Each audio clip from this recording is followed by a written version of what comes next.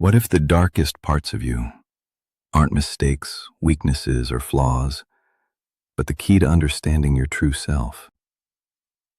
Everyone has a shadow, not metaphorically, not poetically, literally.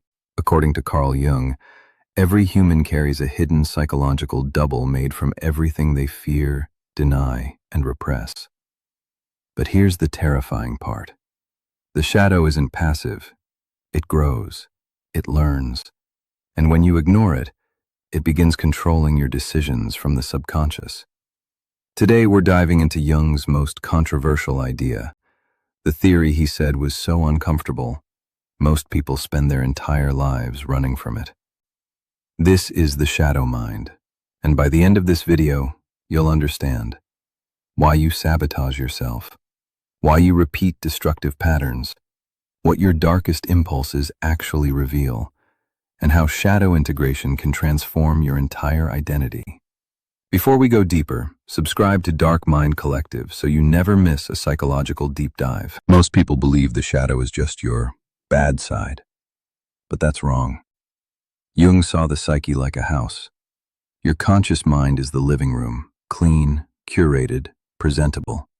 Your shadow is the basement, dark, locked, and full of the traits you don't want anyone, including yourself, to see. This includes anger you pretend you don't feel, jealousy hidden behind politeness, desires that threaten your reputation, talents you were punished for, childhood needs that were rejected, and dreams you abandoned because they felt impractical. You don't throw these things away, you bury them, and everything you bury becomes the shadow self. But here's Jung's warning. Whatever you suppress becomes stronger. The shadow begins forming in childhood, not because you are broken, but because you were trained to be acceptable. Children express pure emotion and pure instinct. Then society reshapes them. Don't be loud. Stop crying. Be polite. Good kids don't think like that. Slowly, the authentic self gets replaced by a socially approved identity. The ego is born. But everything the ego rejects is absorbed by the shadow. Jung wrote, "The shadow is the person you would be if you abandoned every expectation placed upon you." Terrifying and liberating. But here's the twist. The shadow isn't only negative. It also contains your raw creativity, your ambition, your assertiveness, your boundaries, your unfiltered authenticity, and your capacity for greatness. Your most powerful traits may be trapped in the same place as your darkest impulses. Jung believed the shadow holds gold, the parts of you that were shamed or rejected until you learned to bury them. As he famously said, "There is no light without shadow, and no wholeness without confronting it." So how do you know if your shadow is controlling you? If you attract the same toxic relationships, if you explode emotionally over small things, if you judge others harshly, if you sabotage yourself right before success, if you don't know what you truly want. These are not random flaws. They are messages from the parts of yourself you abandoned. Shadow work is psychological surgery. It is the process of bringing the unconscious into the light. Here are methods rooted in Jung's teachings. Observe your emotional triggers. They reveal where your shadow lives. Watch your projections. When someone irritates you, ask, "Is this something I reject in myself?"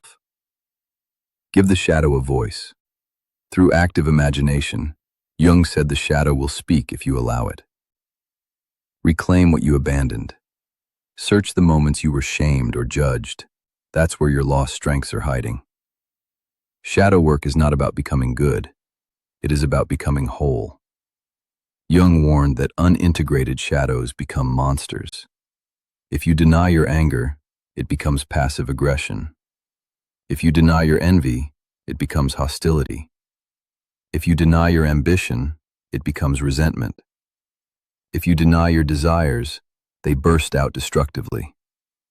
The shadow you refuse to confront will eventually confront you, and it chooses the worst possible moment. Until you make the unconscious conscious, Jung wrote, it will direct your life, and you will call it fate. The goal is not to kill the shadow. The goal is to integrate it. Integrated shadows create confidence without arrogance, strength without cruelty, emotion without chaos, desire without addiction, and authenticity without fear. When you integrate the shadow, you stop living as a version of yourself shaped by fear. You become whole. You become conscious. You become you. If this deep dive opened your eyes, subscribe to Dark Mind Collective and join us as we explore the hidden psychology shaping every human being. Because the mind has a dark side, but only by entering it do you ever find the light.